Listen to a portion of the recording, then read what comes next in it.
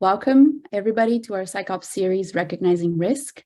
We're here to talk about SecOps and threat hunting, and we're really excited to have you with us.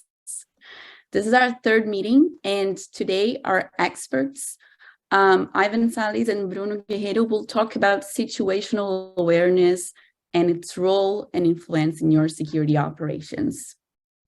While we wait for some folks to join us, let's go quickly over our agenda and some quick housekeeping items. If you can go, thank you. The webinar is going to be recorded, and we will send you the replay link along with the next topic in our thank you email. Questions and comments are always welcome. If you want to comment on your own experience, we really want to hear about it. So please feel free to use the Q&A box for questions or the chat for longer comments if you like, and participate as much as you want. This webinar will take around 45 to 50 minutes of educational conversations between Ivan and Bruno.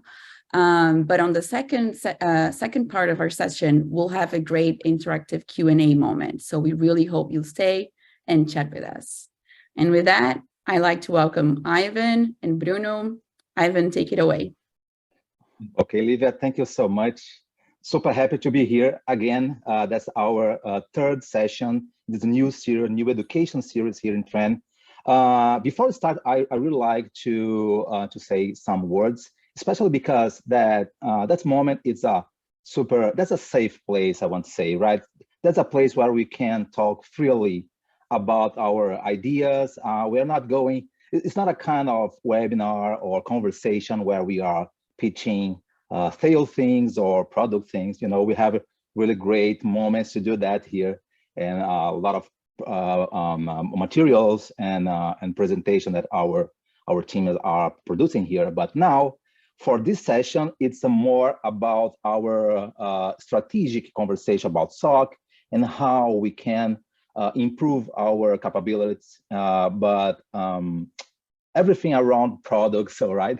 It's everything about how we can, how we can improve our capabilities. So today, I'm receiving again Bruno Guerreiro. Bruno is a consultant instructor, SecOps executive with more than 15 years of experience. He's has a really great global experience as a consultant, and he has passages from different companies like PwC, Deloitte, Samsung, and others. So Bruno's now are collaborating too as an advisor in the SOC strategy for many companies around the world, and lead community projects such as the Clean DNS, OpenCTI, BR. Hello, Bruno. Very good to have you here again. Thank you, guys. Thank you so much for being here again with all these great people and beautiful people, except Ivan, right? But thank you so much to be here again. We think be very interesting to discuss with you those kind of aspects to make people think and consider that SOC and security operations is more about strategy than most people might think. Okay, all right. Just remember that now we have in the main link for our education series, we have our first conversation available now.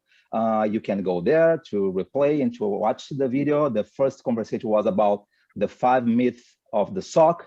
But for today, we will have a really nice conversation. But before we start, Bruno, I really like to show this little video. It's like a 1-minute video. It's more a test, like to test if we are aware about how aware we are, you know, basically how we can be aware about our surroundings. And that's a really good test.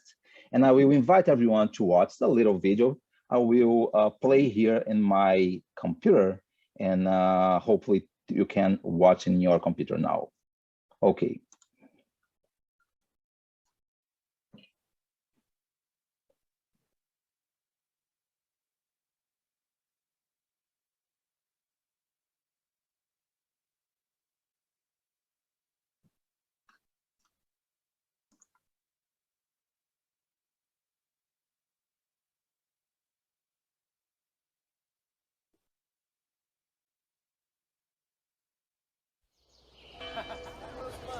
Here's your challenge. How many people in orange shirts get subs? Go.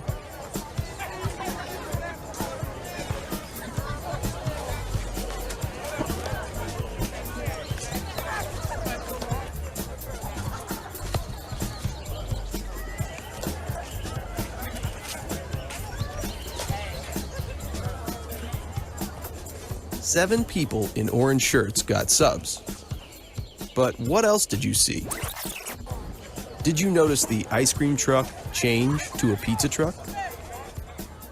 Did you notice the glasses? What about the man leaving the suspicious package next to the truck? Your next challenge? Be aware of your surroundings. If you see something suspicious, say something to local authorities.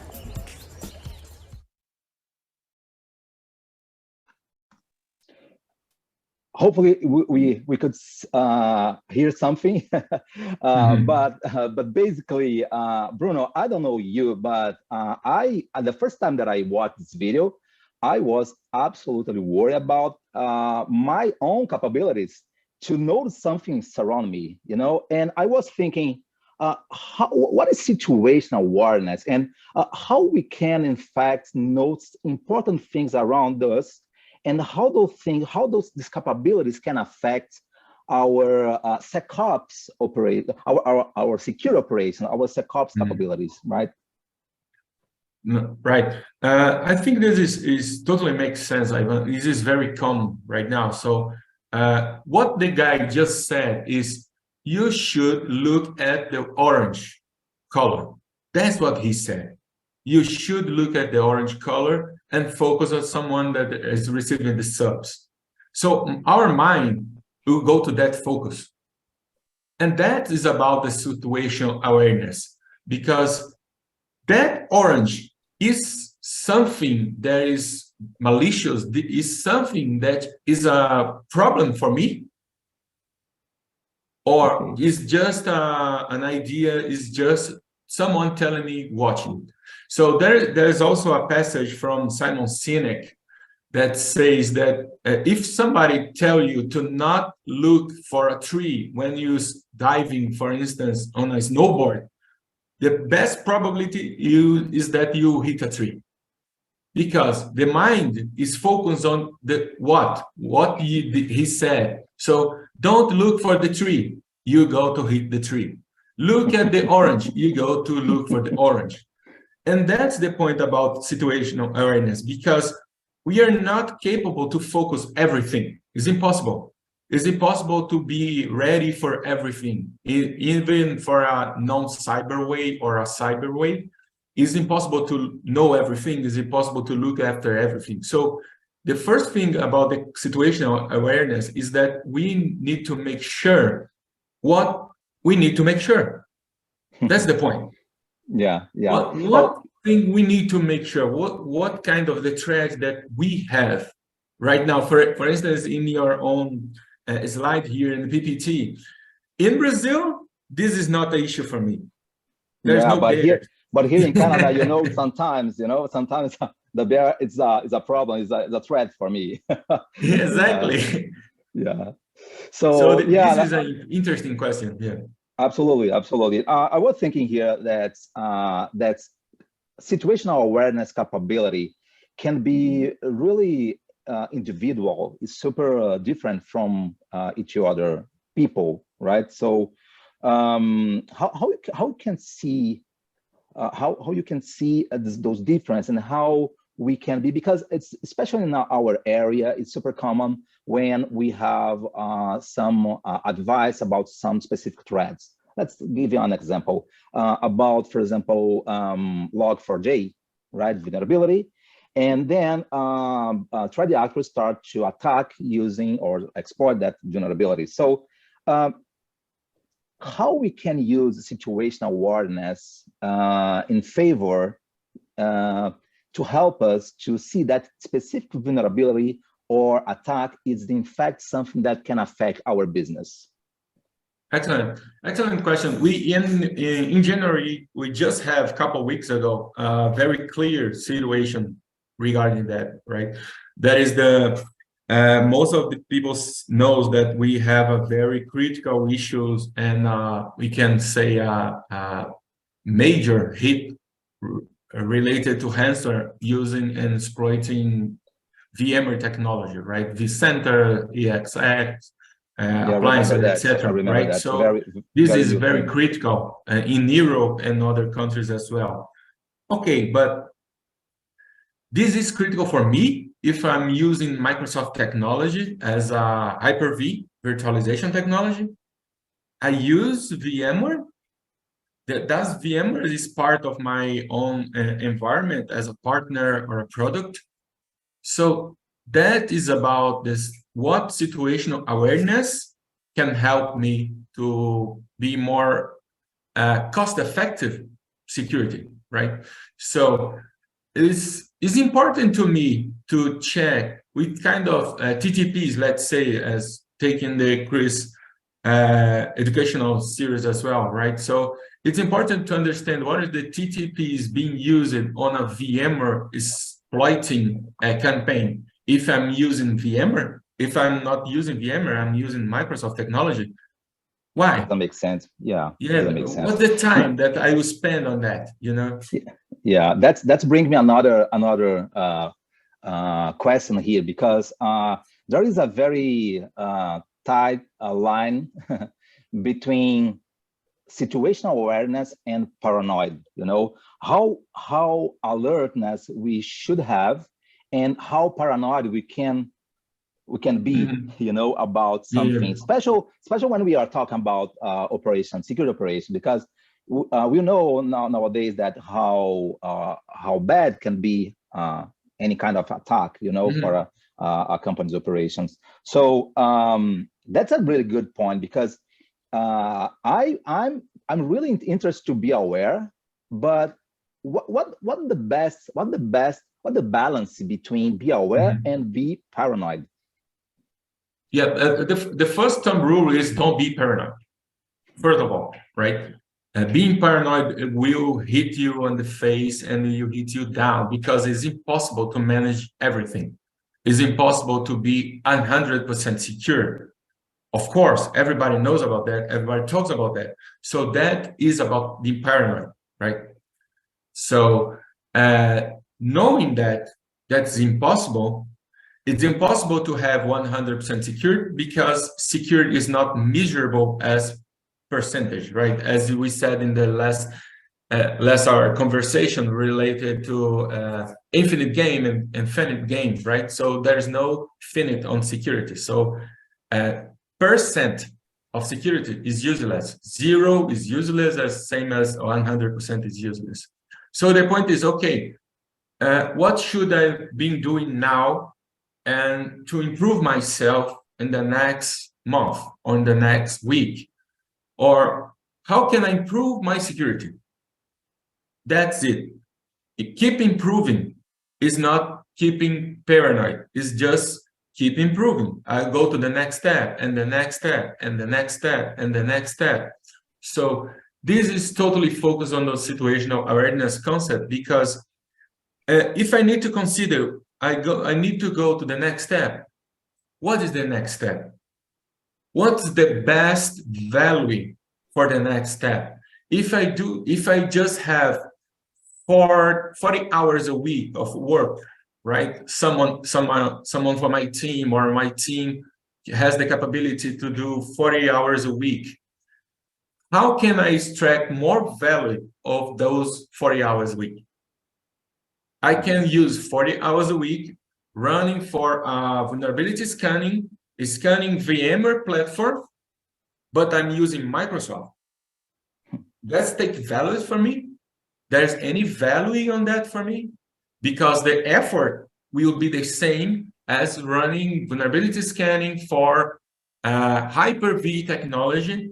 And we do know that there are some vulnerabilities from Hyper-V technology that are exploitable as well. So that's the how boundaries. can I use my time better? Yeah, Sorry? that's the boundaries. No, that's the boundaries, and between to be aware and to be paranoid, right? So exactly. let's put our effort where makes sense for our business. And the word is aware, as you said in the video. Aware of what? What should we be aware of? You know, so being aware is knowing something. And what is something that I should know? I know what I should know. If I can have a very clear knowledge on any security operation, what I should be known, what I should know, I can go further. If I don't have this knowledge, it's useless, and probably I'll go paranoid. Yeah, great. So let's bring this another point. It's about the color code that's very commonly used in awareness things. And the reason that I put this slide here is because, as you said, one time that I have to classify something that the states about awareness about something, you know, the different states should be like a very relaxed, from the very relaxed situation to the most stressful situation that we can call like a almost, if not equal, paranoid, right? So, and then maybe we have the middle of the chain where you have like orange or yellow, where you have like a good situational awareness. And this is the same time that we are in fact engaged in something that it's really can affect our business. But in fact, something that caught my attention here is the bottom line here. It's how the routines activities can bring issues for our SOC analysts, for our SOC our security operations, because in general, when we are repeating something, is in general the trend is to be to transform that important thing in a less important thing, right? So. And then we start to lose our capability to judge if something is important or something is no more important for you. And then I put some phrase here that's, the more you do something, the more likely you become complacent for something. Do you agree with that, Bruno? How you can add something? This makes sense in the operations perspective, because there's something that we discuss in operations perspective is that we need to be running the same kind of mindset over and over and over and over and over and over again. And then if we are too heavy on the mindset, too heavy on breakdown performance and physical, probably we can do that for a very short time, but not for a very long time. It's just like physics. You can go very frequent, right? So a very high rate of doing something for a very short time. But if you have an engine that you want to be a very high routing RPM, for instance, for a very long time, probably you break the thing. So we need to understand there's some tests that we need to have a slower rate, a longer term activity, and some other tasks that we need to have a very high rate and short-term activities. So let's consider following, considering NDR and security operations. Is that true that I need to have a very clear run book for every alert that my SOC might have? I don't believe so. I don't believe so. Maybe the most important handbook environment is something that we can call here a red alert, right? There's some alert that needs to be handled right away with the pre-approved activities. It's like plug and play. We take the alert and we do something. We take the alert and we do something. This is action mode, considering this baseline. There are some others alerts that we need to understand better. We need to have the team and have ability to investigate, to see if there's passive to some action or not. So this is orange way. This is ready to take action, but you're not taking action yet. You're ready, right? And we do have some situations that we need to understand better the opportunity and understand better the situation. Like in case of vulnerability management, vulnerability understanding, right? So we can have yellow phases for vulnerability management. That is, something is running for vulnerabilities, and if that is feasible to my environment, I need to take action. If there is not feasible to my environment, or is not exploitable for, let's consider like that, so maybe I don't need to call the operator at 3 a.m. on a Saturday if that is not exploitable. You know, so that's the point. We have that's where the prioritization plays an important role, right? Exactly. Yeah, And prioritization is everything related to security awareness. Something that is prioritized by you, as we said in the bear thread, is not prioritizing by me. Here in Brazil, if I see someone in the streets at night, at dark, running in an alley, is a threat for me. It's a threat for you, yeah. It's a very common threat for me. I don't know about here, Canada. No, here too. Yeah, the same. I run away. That's another point here that I want to bring up here in our conversation. It's about technology, because you know it's a very difficult moment for me here in Trend, because as a vendor, we are selling technology for companies around the world. And but you know, sometimes I'm thinking, hey, how this technology in fact can help the customers. You know, I really believe that sometimes technology in general cannot be useful. And then I found this picture here in the internet where we have the great Roger Waters from Pink Floyd, right? So taking the subway and I was leaping here, and a guy and his side is look at the Instagram something. Hopefully he can. And even can be possible that the guy is just listening to Pink Floyd, you know? Oh yeah. Yeah. Exactly. So, but he's losing the maybe a great opportunity to talk to him, right? So, and that's where technology can play a horrible role here. And another picture here in the screen. It's about we have a fire situation. We are trying to save our lives, but before to go, I'm stopping to tweeting about it. You know, maybe it's not the best moment to do that. Obviously, it's a joking, but it's really serious in my opinion, because sometimes we are relying on the technology, but we are not thinking about how that technology can in fact help my situational awareness or my strategy. Yeah, let's consider the following. As we said, if I have 40 hours a week, driving technology takes those hours as well as thinking. If I have 1 hour to think and 1 hour to drive a technology, at the time I'm driving the technology, I'm not thinking the big way. At the time I'm thinking the big way, I'm not driving the technology. So if I'm spending all my time running and driving technology, probably I'm spending no time to being aware.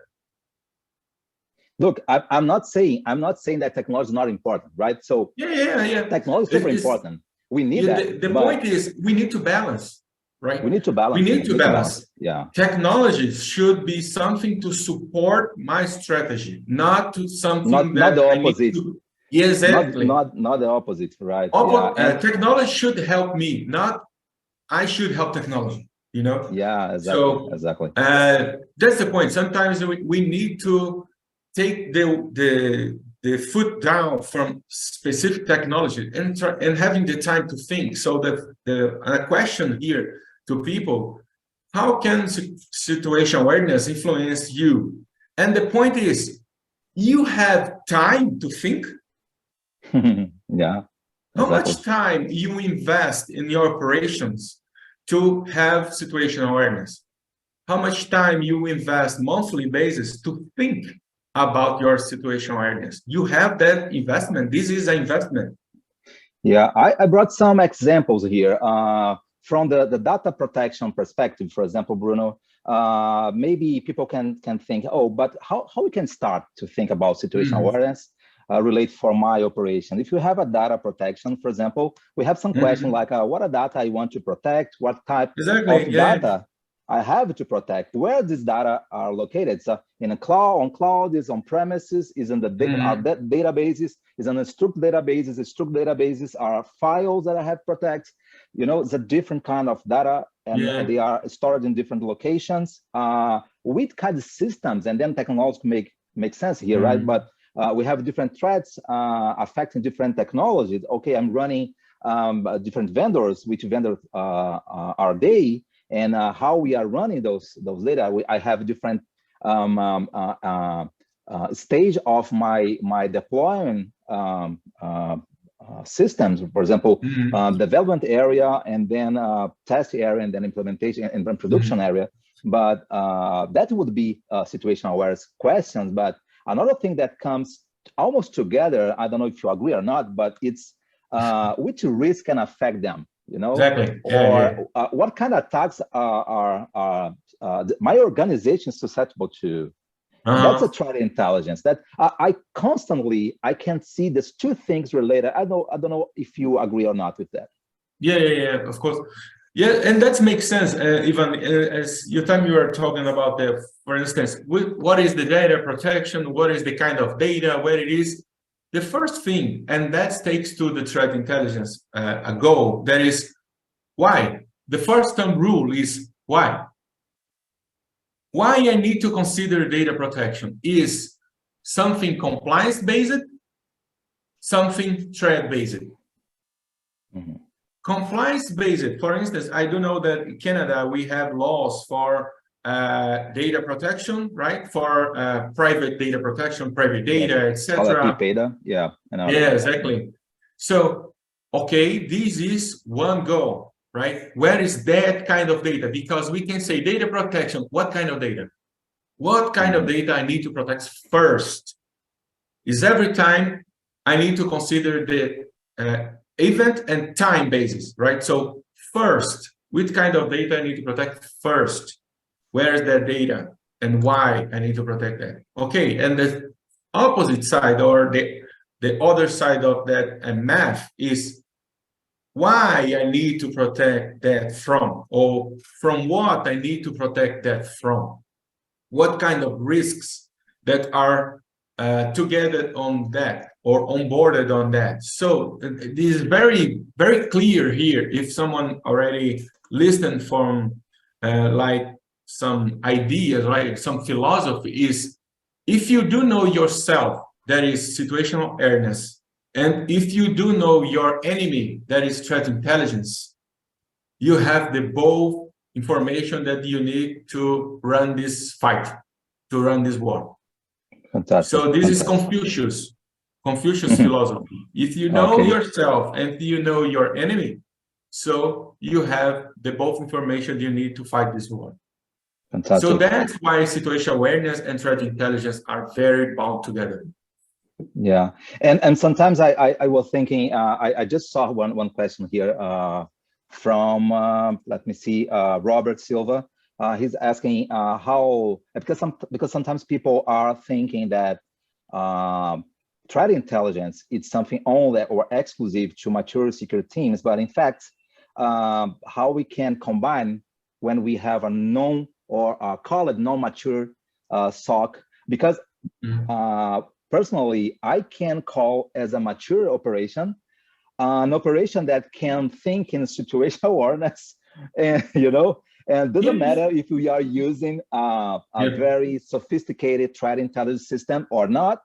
But in fact, if someone stopped first to think what matters, that's the situational awareness moment, and then which threat intelligence can help us or help that company to be protected. That's really mature, obviously, in that specific aspect. For me, running threat intelligence, as we said, is something that you need to support you on the decision making considering the threat data, the threat actor information, the threat behavior. Okay, we can say that doing that is more mature than not doing that.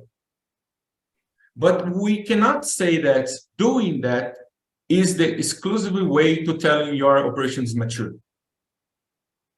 Because you can have, for instance, you can run threat intelligence and taking too much time, and you're not able to fix or to operate what that intelligence told you to, right? So intelligence is not about collecting data. Intelligence is about to fixing stuff that was oriented for that from that data. Okay, so that is okay, the okay. intelligence. It's not to collect IOCs. It's not about to collect IOCs, right? Yeah, exactly. It's to fix the problem that IOCs. Yeah, that's the IOCs. Is using. That so makes sense for threat us. intelligence.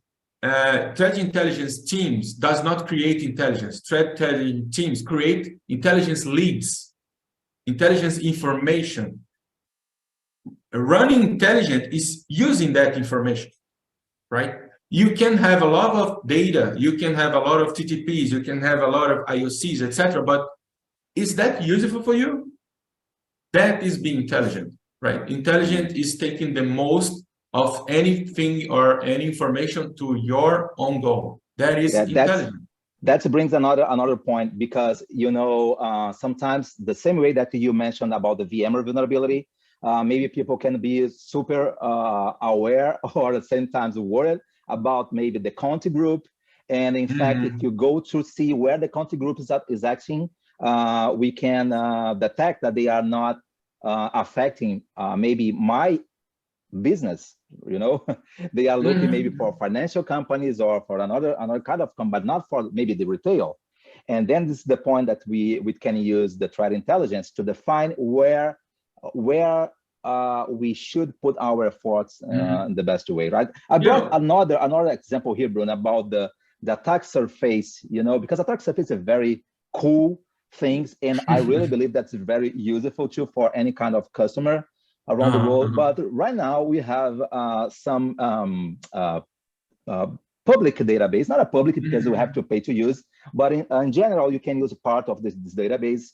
And it's not only available for us, but it's available for attackers too, right? So, and then what's happening in general that when came up some new vulnerability, the first thing that attackers will do is go to the shutdown or to Sensi or another one to see who is vulnerable there. So, and then I asked to myself, how makes sense for my company store my data in those databases, right? Because that's a risk.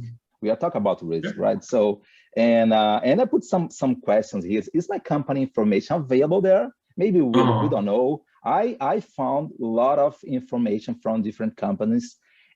Any single time that I went there in shutdown, companies from Brazil, companies from Europe, companies from Canada, US, almost every single company has information there. Makes sense to have this information there. What the fact to have our information there help our businesses, right? So more should be I worried about that. That's a really tough question, in my opinion, because that's part of our situational awareness, because in fact it's around us. It's something that is available for everyone, and then we can show our weaknesses for the attackers, and that's the point. A very interesting question that is public scanners. Now we can say shutdown and census, etc. What are they? They are not vulnerability scanners tool. They are intelligence tools. What they lead? They lead intelligence. To whom? To anybody. I can use that intelligence for me as a defense perspective to see if I'm exposed. The attacker can use the same lead to search for a target. It's the same data. The exactly same data. I'm using one way, the attacker is using another way. So that's what we said about the threat intelligence.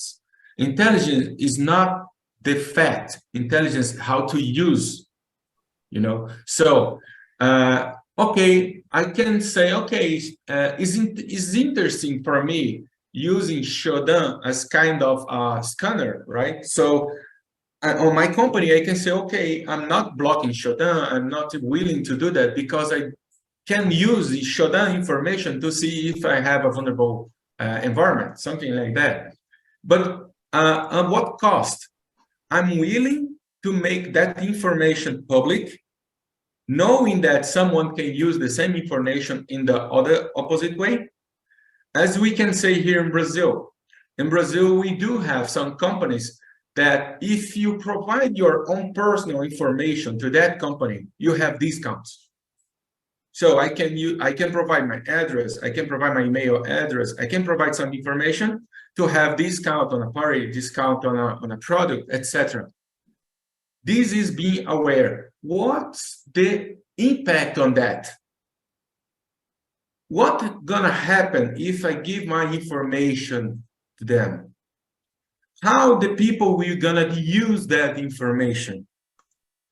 So this is being aware.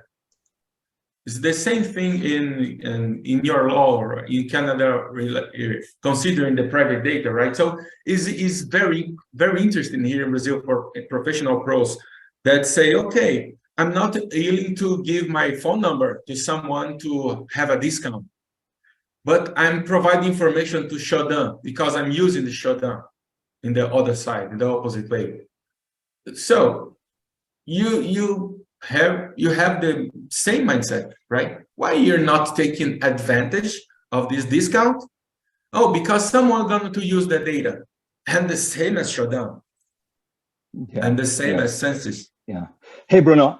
Now I'm bringing some slides to talk about the traditional onboarding of those, or how the companies in general are doing something related, the more practical way.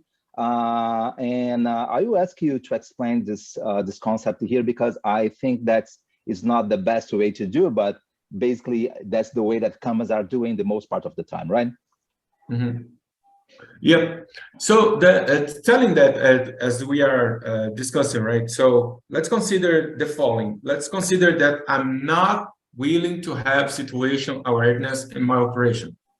I'll go run operation as always. Let's traditional way. I'm having a firewall, I have antivirus, I have anti-spam, etc. And I want to collect all the data from them, transform that data into information, and transform that information in eventual intelligence, right? Eventual intelligence and playbooks and etc. So I'm following the standard technology onboarding for any SOC operations. Oh, I do have 100 servers. Let's onboard 100 servers. I do have 10 firewalls. Let's onboard 10 firewalls. And after that, the outcome on that is that probably, very probably, I will have a lot of data somewhere that I'm not being able to find what I should be able to find. That is the same thing as we said on the video. It's too much data, too much thing to think, too much data to handle, that we saw that someone was dropping a bag near the van. I didn't see anything. We saw that someone was changing the label from to pizza. No, why? Because too much data to handle. But if someone said us, be careful, people are letting bags near vans in parks. What we're going to do? We're going to be aware of that, probably. And we will start to thinking on that. And we will start to onboard and process the data from the video, looking for that, right? So this always happens to operations itself on a technology perspective as well. There is most of the time, and most of the companies that I worked with consider the traditional onboard. in very short time, they trigger that with something we call the denial of SOC, right? What is the denial of SOC? It's too much thing to handle, and we can't handle what should be handled. That is the focus, right? So I have too much data to capture, and I cannot profile the targets, and I cannot find exactly a attack pattern. Why? Because too much data to handle. I challenge everybody here that is looking for, how many times did you think on operations, oh, I need to collect that data, but I can't anymore. The CM is full. I have no license available anymore. I can't handle and process more data anymore because this is denial of SOC. Your SOC is full.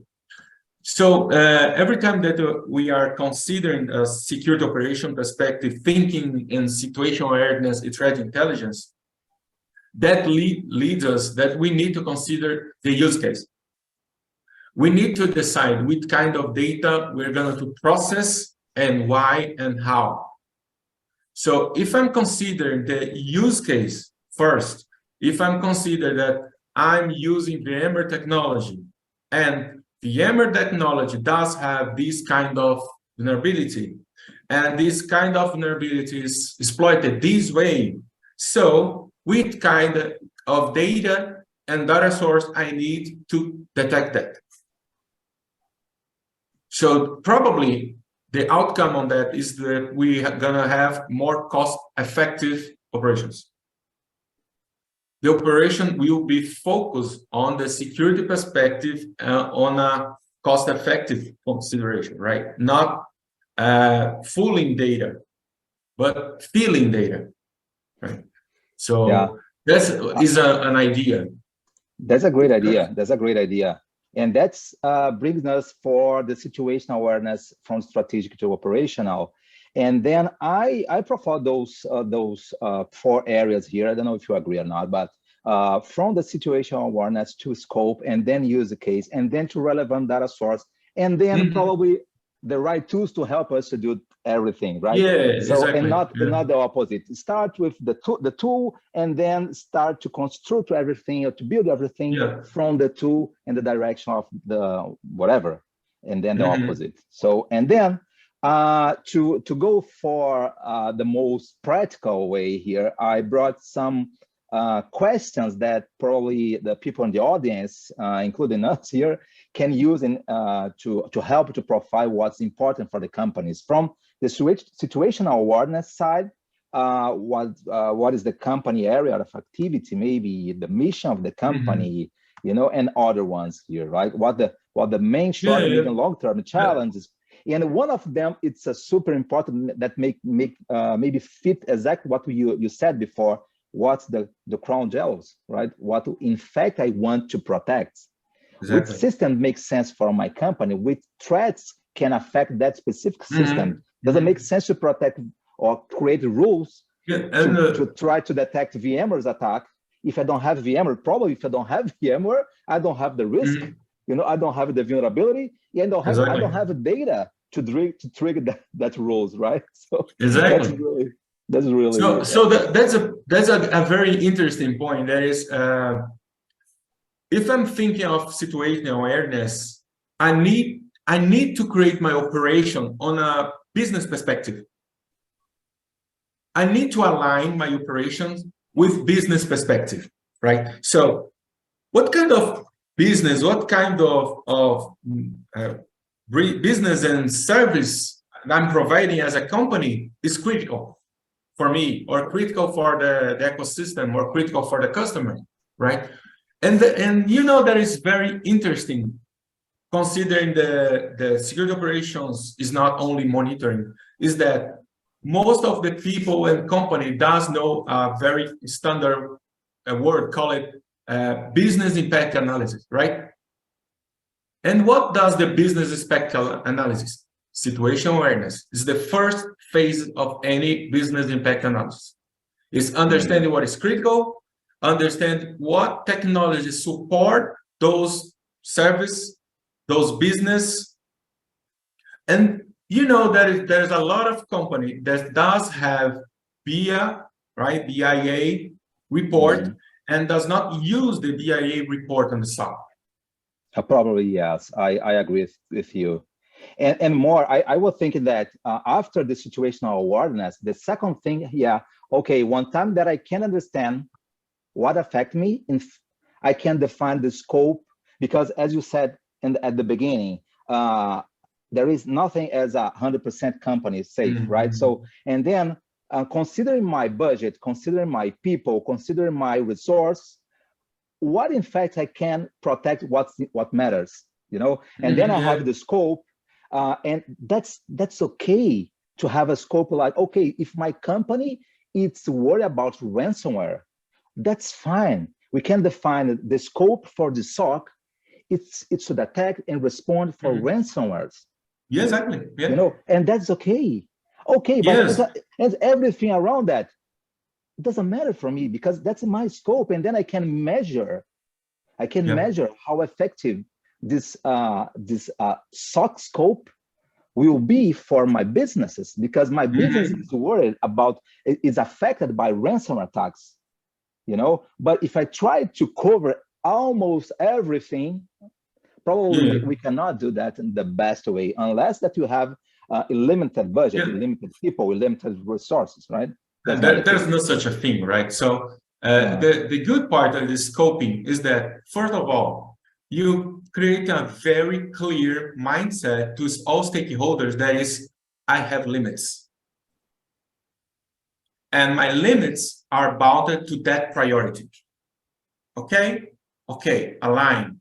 So I'm not willing to protect that other kind of threats that are not my priority. But if I do have any incident on that priority or that threat, this is my responsibility. So first thing is scoping is having limits, having boundaries, because next year, probably any SOC manager will request for another budget, right? New budget, new technology, a new team, a new purpose. So how can you request new budgets if you said last year that you are fully covered? Doesn't make sense. I never say that here. Right? So you need to make very clear, okay, with that amount of money, with that amount of people, and that amount of threats, I can do that. And next year is next year. We can discuss again. We can grow this ecosystem reprofile, again. To grow the ecosystem, to define a new targets, new threats, new services, and etc. Yeah, exactly. So we are going to the end here, Bruno, and I have maybe two slides only more. And when we are talking about some use cases and for this profiling that we are defining here, maybe then let's imagine that we define some data leak or ransomware attacks, and then maybe potential use case that we can define to attend or to fit that specific scope and situational awareness. It's maybe data egress or spear phishing or lateral movement, you know. And one good thing that we have here, that one time that we know the use case that makes sense for that specific scenario, that we probably will reduce the number of alerts, you know, and then we can put people to focus what in fact what matters, right? What matters, exactly. Yeah. So again, prioritization and cost benefits. That is the whole operational perspective. Yeah, and finally is the relevant data source, because only after to define everything, including your use case, that we can, let's think which kind of technology makes sense for us to onboard. Because if I have to cover the specific rules, specific use case that we defined before, then now I can, maybe for that specific use case, I should have here the firewalls log or the AD log, or the Office 365 log, you know. Yeah, and just to get that mindset, most people can think, so to build a SOC is kind of project. I need to think all awareness that I need to have, and after that, scoping everything I need to scope, and defining use case that everything that I need to define, and triggering and onboarding the relevant data is just like that? No, it's not like that. Building a SOC is not a project, it's a process, continuous process. And those phases are very continuous. So you are aware of anything new, you start the process. A new thing that you are aware of. Probably you need to define the scope of that. Probably you need to define the use case of that. And after that, you can go to decide what's the relevant for data source for that awareness. And the other thing, you go the same way once and another and another and another and another one. Again, so for any new information, for any new concern that you might have, you follow that. Yeah. What about, Bruno, I have a question for you. What about, just to finish our conversation for today, but I was thinking about, okay, if this is a process, not a project, right? So, and then let's imagine that I ran this process one time, and then I have a list of use cases. And now I'm running again because I need to be aware about new things, and then I probably will add some new use cases. What about with the use case that I already have? I have to remove them, or I have to take them or to keep them for more time? Because we are talking at the beginning about something that it's SOC, it's an infinite game, right? I don't know, because if I can detect something today, especially for me now, correct me if I'm wrong, does it make sense to remove something that can happen another day in the future? Let's consider following. Excellent question. Let's consider following. Most of the time, we tell that security is a life cycle. You know that word, life cycle? Right. Life cycle. People, when things born, they grow, they get mature, and they die. This is a life cycle, right? So let's consider the vulnerability from the Hanser arcs. The exploitability of that vulnerability is considered on a very specific situation, that is, those assets are not patched, are vulnerable. So if I'm having right now, I still have VMware, but all my cluster is patching, it makes sense to have that use case, that very specific use case still. Is that make sense? Or even again, oh, I had VMware and now I'm moving to Microsoft. AWS maybe, yeah. AWS, virtualization. That use case still makes sense? Not for me. No. And what's gonna happen is I'm not delete, let's consider, or close that use case. My environment will keep processing that. ACM and XDR, any tool will try to keep running, looking for that. So situational awareness is also knowing what we need to know now and what we don't need to know anymore. So our awareness also has a life cycle. So if you said, for example, in the video, why we are looking for the orange color? Because the person there tell us to be looking for the orange color. But if after that, Ivan said, oh, but I do have threads and I do know people that use blue, there is threads. Forget about orange. Those people are not using orange anymore, they are using blue. What do you need to do? We need to continue to looking after orange, or we need to now forget about the orange and start thinking about the blue. You know, so this is a life cycle. Situational awareness has a life cycle. Scoping has life cycle. Use cases have a life cycle. That the reason this is a process, not a project, right? Exactly. So we are definitely going to the end here. But before we go, I want to invite the people here, the audience, for the session, the next session of this series that will be led by my friend Chris LaFleur and guests to be happen the next in March 21, 2 p.m. EST. It's a deep dive in the MITRE techniques. It's a combination that from the next step after our conversation here about situational awareness. Chris, we go deep in the MITRE techniques and how we can profile those threats using those MITRE techniques.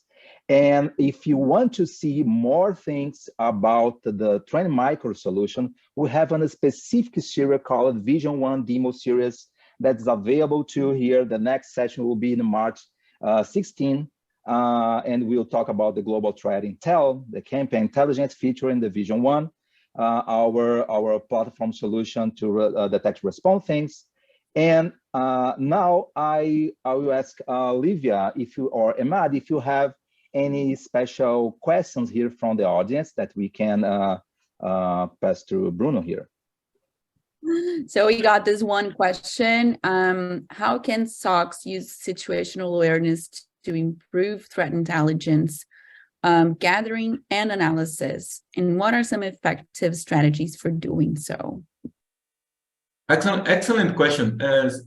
And that's the very good point that I think it was Robert that made a question. So we use threat intelligence to enhance the SOC. Okay, but how you selected what is relevant to that threat intelligence team?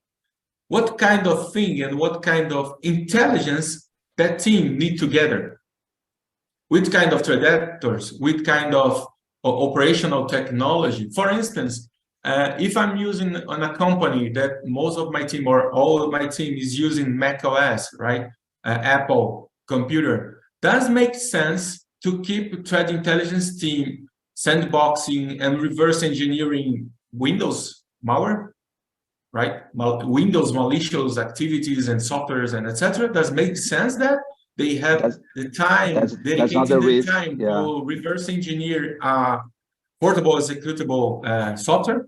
No, doesn't make sense, you know. So situational awareness is something on top of your security operations strategy. It's not for only the operational team, it's for the strategy team. So situational awareness should go and send threat intelligence direct information, should send firewall team management direct information. For instance, we do know right now there's a very tough war, cyber war, coming from Russia and Ukraine. Everybody's talking about that. So firewalls and network engineers should know about that and consider maybe profiling the network data coming from those countries as less. I trust less on that network. I'll trust less on this kind of geography IP, for instance. So this is situational awareness, and situational awareness can be part of everything in the security operations. Yeah, Livia, I just read here a question from Magno. That's Magno's a colleague here from Trend, a very good colleague here. He's calling me. Okay, let's go ahead.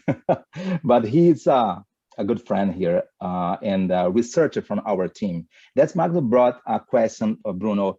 How to deal with the amount of logs that we get today in cloud environments and find the needle in the haystack when it comes to incident response, you know, and how we can deal with the amount of logs. Excellent question.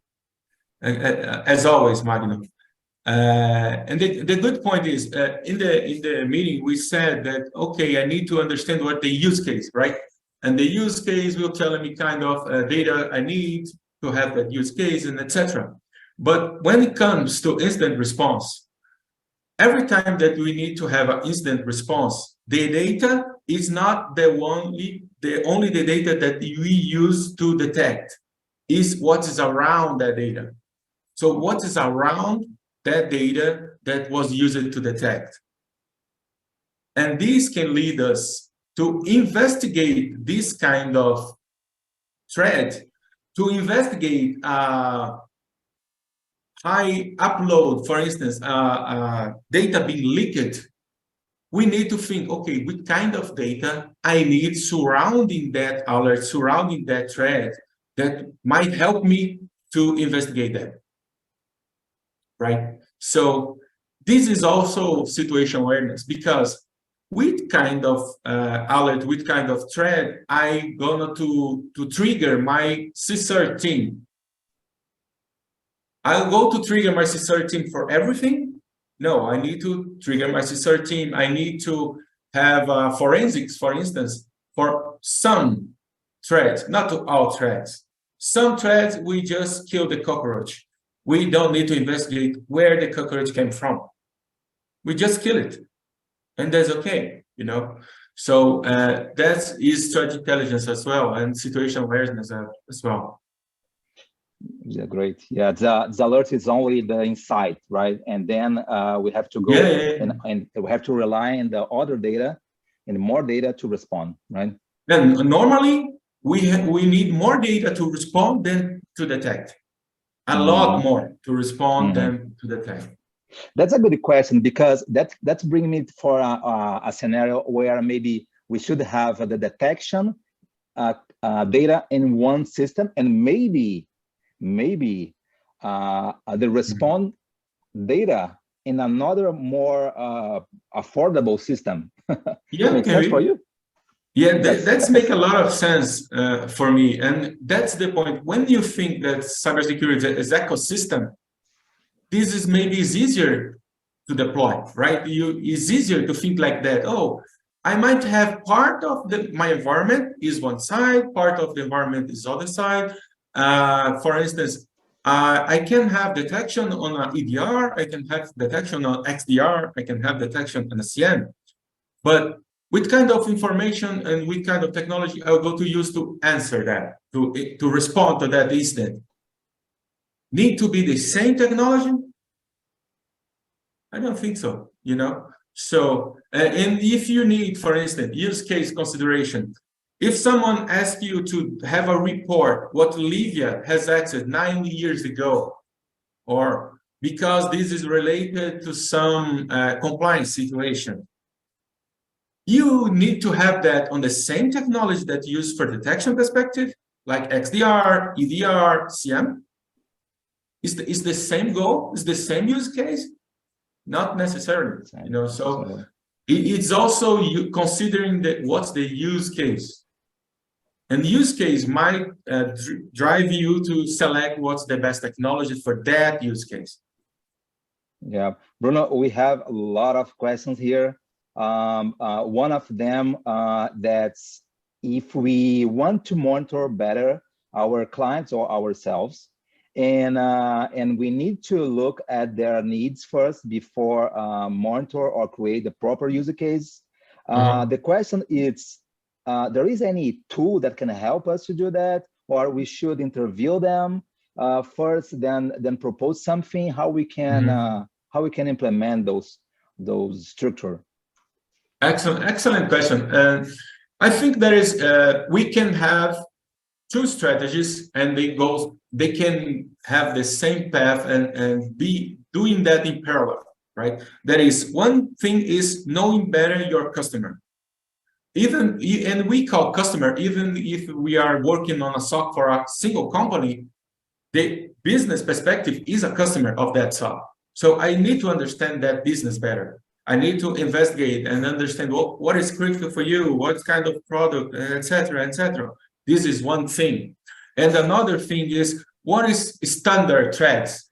What are the very common threats that are not selecting my company, are running to any company? You know, so brute force attacks are only for me or to any company?